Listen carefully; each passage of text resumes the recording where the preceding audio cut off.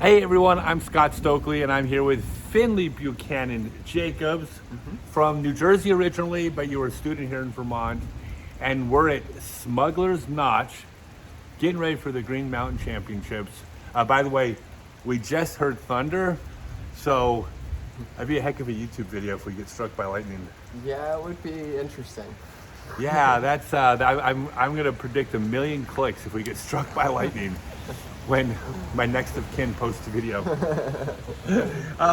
And so I did a video about a year or two ago about touring. I always talk for a few minutes and then I'll let you do most of the talking. Yeah. But I did a video about touring and I tried to explain to people that the Disc Golf Pro Tour is not touring. The Disc Golf Pro Tour is the Disc Golf Pro Tour. It is a specific tour.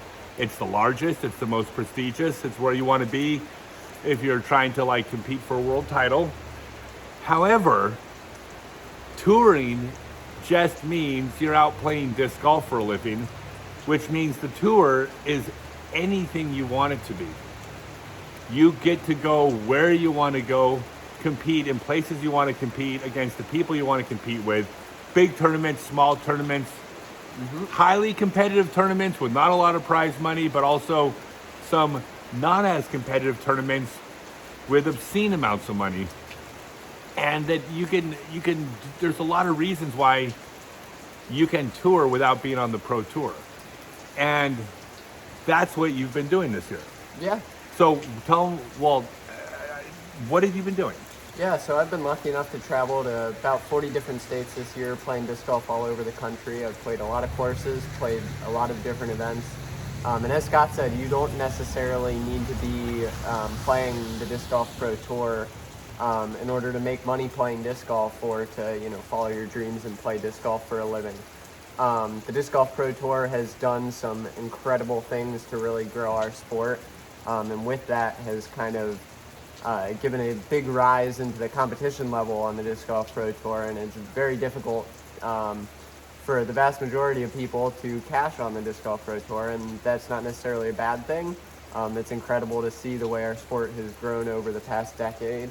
But it also means that there's all kinds of opportunities out there for people at smaller level events. A tiers haven't had nearly the field sizes and turnouts that they've had in years past. So it's much easier to get by playing smaller events and, cashing $400 or $500 a weekend and, hopefully more at various A tiers across the country, different B tiers and stuff like that. And you also have a lot more kind of discretion on where you can travel to when you're playing A tiers and B tiers because you can pick out of 5 to 10 options every weekend versus being confined to certain places. And the Disc Golf Pro Tour does a fantastic job promoting our sport, growing our sport, and giving everybody a platform to play on. And I'm lucky enough to be playing here this week, but there's also a lot of other opportunities out here for people that may not necessarily want to take the conventional route. So There are, and the thing is, it's not just about the competition. I mean, that's part of it. I mean, I've had tournaments this year where I've shot in 1,018, 1,019 for the tournament, didn't cash. And it's hard to express just how good 1,018 rated golf is on these courses. It is so, I'm a really good golfer and who walked off the course thinking, I played really solid golf. It's not even good enough to cash. And by the way, had I cashed, I would have just got my entry fee back. So 3 strokes better, it's just, I still lose money. But that's not the only thing. It's not about, well, there's a lot of reasons, but it's not just about having less competition. It's not like you're afraid to play the best players in the world. It's if you're trying to make a living, you're just being smart about it. Well, it's also you get to travel to these different places, and rather than being, just another one of the touring pros, you are the touring pro that's, traveling to that area. Yeah, every single person at these tournaments knows who you are. Exactly, Everyone. kind of They flocks, point at you when you pull up. Yeah, flocks towards you, buys your discs. It makes it a lot easier to kind of make a living playing disc golf. Yeah, you want to do a clinic, you're the only person in town doing a clinic that week. You wanted like, and by the way, they will be receptive to you doing it. You're sponsored by Latitude, Exactly. right? So aside from your name, which is going to be bigger out here because people knew you out here, but just the fact that you're a Latitude sponsored player has pull that like you have cred instantly. But like yeah, like you said, it's it's a bigger fish in a small pond. There's nothing wrong with that. And you get the opportunity to kind of interact more with the local disc golf communities all around the country. And, disc golf is such a beautiful sport with, so many different communities, groups of just unique and eclectic people all across the country that play this awesome sport. And it's been a real pleasure, and feel super lucky to have met so many awesome people all across the country. Yeah, one of the things that I did before I was on like the actual DGPT, I was picking events a lot of times based on my clinic schedule, but also I was like, where do I want to go? I want to go to Glacier National Park. Well, hey, there's a tournament in Sandpoint, coming up. That's near Glacier National Park, so I get to go to Glacier. And I want to go. I played tournaments in, like around Utah because I wanted to go to the national parks in Utah. Like, you get to pick the places you want to go. The tour makes you go to certain cities. And I'm not going to name cities by name. I'm not knocking any city. But there are places in this country that aren't as cool as Burlington, Vermont, and Sandpoint, Idaho. Like, they're just, I'm sorry. Yeah, like, there's places that are so much fun just to spend your week. Like, like when you're at Sandpoint, the exciting thing isn't that they just got a Chili's in. The exciting thing is you're in North Idaho and it's paradise. Beautiful disc golf, beautiful mountains, beautiful lakes. Yeah. And you really get to, as I said, choose where you travel, and kind of, this country in particular, the United States and the world in general, is a beautiful, beautiful place. And, it's not always as interesting to be traveling around, the middle of the country where it's, maybe not as pretty. It's cool to be in the mountains and see some beautiful places. And yeah, we love you. We love you, Emporia, yes, and Peoria and Waco and Belton. Yep. We love all of you. But disc golf is awesome across the country, and the but people are awesome everywhere. Certain places that's you can have a little bit more interesting things to do off the course. And that totally, by the way, depends on what you're into. I mean, if you're not into outdoor stuff, like if your whole jam is like, I just want to practice the course in the morning and go chill in my room and watch Netflix, yeah, then it doesn't matter where in the world you are. But for like me personally, I like outdoors, like outdoor stuff, and there's places that are just more conducive to that. How about this idea? Here's another one at these events, is that there's this, I think there's something about, well, let me back up. Playing with the best in the world definitely elevates your game. There's no question when you move up a division, you start playing better because you're playing with better people, and playing against the best in the world will elevate your game. There's a benefit to that. But there's also a benefit to not getting smoked every weekend. And there's a benefit to going to tournaments where, like, you get experience on the lead card. You get experience, hey, I'm at lunch, or I'm going out to breakfast Sunday morning, I'm 2 strokes off the lead going to the final round. Well, how do I deal with that? How did I deal with sleeping the night before in that position? Like, did you feel like that you can gain experience out there, like being at the top? Absolutely, because you average, earlier this year at Green Mountain, or at Brewster Ridge Open, which is held at these very courses, I averaged probably like 10:35 and got second place. If that was on the Pro Tour, it would have probably been, 4th or 5th card down in 20th place or so with no shot to win. So, at various events, you kind of get that feeling of pressure and, get used to that feeling. You can have a little bit better of a shot to win where, the Disc Golf Pro Tour, the field is so dense with talent these days where, somebody's going to have a near perfect weekend.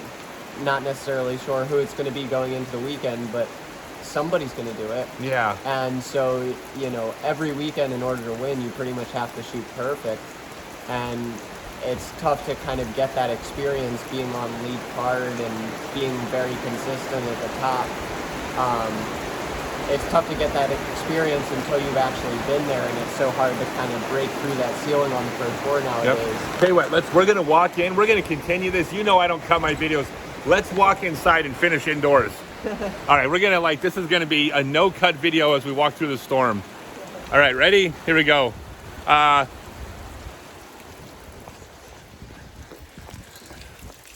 All right, we're finishing in here, y'all. All right, we're in the pro shop and no one's in the pro shop. That's perfect. All right, we'll just keep going here. Yeah, I mean, that experience is true. And the thing is, if you want to be the best in the world, you got to dive in with the Sharks at some point. Mm-hmm. There's no question. Like, you want to be a world champion, you don't spend 10 years playing A tiers. It can be a transitional thing. But if you are, let's say you're an MP40 player, you're a 984 rated MP40 player who decides you want to throw up the shackles and buy an RV, you just got laid off, like, there's a tour for you. Mm-hmm. Go out to the West Coast and travel around, and you'll make $500 a week. And it's not as 980 in MP40 is going to make probably $400 or $500 every week. It's not as hard or as financially stressful to do as people think. If you're really willing to, rough it, sleep in some Walmart parking lots, and try and stay and do it for as cheap as possible, you can make it work if you're willing to take the leap, for sure. Yeah, and you're also run clinics, folks. Mm-hmm.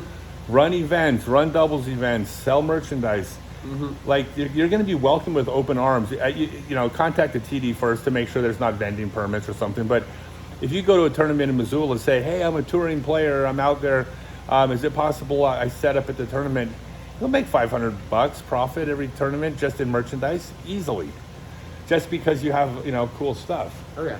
And then, you went in there $400 or $500 playing, and then you crash at a few people's houses. Mm-hmm. Like, I'm not talking, this isn't the luxury life, but this is, well, you're having the time of your life. In life in general, you can't put a price on experience. No. And the experiences that you get to have playing disc golf, traveling mm-hmm. basically for a living, it's stories you'll be able to tell for the rest of your life. And as I said, you can't put a price on experience. Yeah, and so there's no too late for the dream, or you're not good enough for the dream. It's just, there's different ways to do it. And like, if you never achieved that level of winning like a DGPT tournament, like, yeah, it might sting because that maybe is what you want to do, but you didn't start till later in life. Or maybe just you never got to that level. But there's something about doing what you love for a living that's epic. Mm-hmm. Even if it's for a year or 2 or 3. Yeah. And there's so many more ways to do it. You don't have, by the way, with all the qualifying that they're gonna have to do for the DGPT, like, you're not even gonna, like, they're trying to figure out like how to make it possible to qualify for it. Like what's the door to even get on the tour right now when all the players on tour are staying on tour? Like, even good players are having a hard time making it onto the tour to prove themselves. It's tough. Well, and good players that would have, be much more, at least in my opinion, financially successful on a, A-tier type tour, or, struggling to make it on the pro tour, because it's like, it's tough when you got to shoot 10, 20, 10, 30 every weekend in cash, versus, you could be, hard. If you're shooting that same kind of level at an A-tier or a regional event, you're winning. You're winning, you're the talk of the town for the next few months, and, everybody's going to come buy your stuff and support you, whereas if you're, doing that on the pro tour, you're just another touring pro, basically. Yeah. And you don't stand out as much, so. Yeah, there's something to be said for that. So, reason to go out to the other tour, number one, is because it's a lot easier to make a living. The door opens for a lot more people. You can hone your skills out on the regular tour because you get to practice playing in the lead, being on the lead card, dealing with pressure, building confidence. Mm-hmm. You get to experience different places that you wouldn't otherwise get to experience, especially if you like outdoor stuff. That's just my jam. But if you like backpacking and camping and waterfalls, like, go spend 6 months cool in the towns in the middle of nowhere. Yeah, like, there's all these things. This is real, y'all. When I go to Europe next year, one of the things I'm going to be promoting is, Like it's not like this is a second tier tour. It's just a different tour. It's a tour. It's playing frisbee for a living. I can't tell you this enough. One final thing.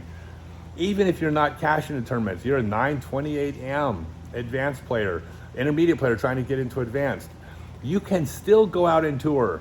You can run doubles events, and you can merchandise, and you can make enough money, with tie-dyeing shirts on Tuesdays for the tournament that weekend.